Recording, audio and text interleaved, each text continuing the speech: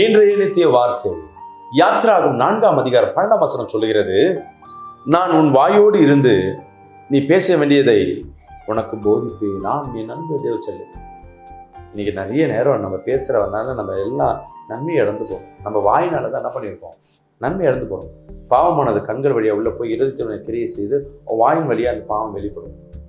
இன்னைக்கு நிறைய நேரம் நம்ம வாயின் மூலமாக கோபத்தினால இல்லை ஏதோ சூழ்நிலை தெரியாத வார்த்தைகள் பேசுவோம். தேவனிடம் இன்னைக்கு பேசுகிறார் உங்களோட, அவர் உங்களோடு இருக்க போறார். உங்க நாவுகளோடு அவர் இருக்க போறார். நீங்க பேசுகிறது நீங்க அல்ல, தேவன் பேச போகிறார். அவர் சொன்னாரு, நான் உனக்கு என்ன செய்யணுமோ என்ன பேசணும்னு நினைக்கிறேனோ அவர் பேசுறது உன் வாய் வழி அவர் நான் பேசுறேன்.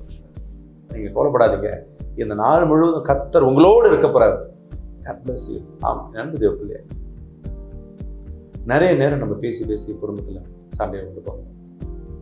நிறைய பேர் நல்லா இருப்பாங்க, அவங்க பேசாத வரையும். எனக்கு நிறைய தலைவர் பார்த்தீங்கன்னா சினிமா ஆக்டர்லாம் பார்த்தீங்கன்னா பார்க்கறதுக்கு அவங்க வந்து ஹீரோ போல் காணப்படுவாங்க. அவங்க பேசினாவே தெரியும், பேச தெரியாது. ஏன்னா இதுவரையும் அவங்க டைலாக் வாங்கி பேசுவாங்க. அந்த டைலாக் அவங்களுக்கு இல்லைன்னா அவங்க பேச வராது. நிறைய தலைவர் நம்மளோட இருக்கிற நிறைய ஆக்ட்ரஸ்லாம் நிறைய பேர் பார்த்துருக்கோம். நிறைய குடும்பங்களில் நம்மளை அறியாமல் சில வார்த்தைகள் பேசி குடும்பத்தில் சண்டைகள் வந்திருக்கும், பிரிவினை இருக்கும். சில நேரத்தில் கோபத்தில் எடுக்கிற பேச்சுகள் ரொம்ப மோசமாக இருக்கும். இன்னைக்கு கர்த்தர் உங்களோடு பேசுகிறார். கர்த்தர் உங்களோடு இருக்கிறார், கவலைப்படாதீங்க.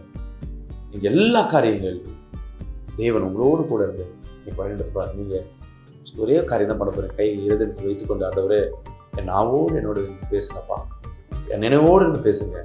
பேசுகிறது நீங்கள் மட்டும் வெளிப்படுன்னு சொல்லி பாருங்களேன். இன்னைக்கு நீங்கள் ஜனங்க மாறுவீங்க.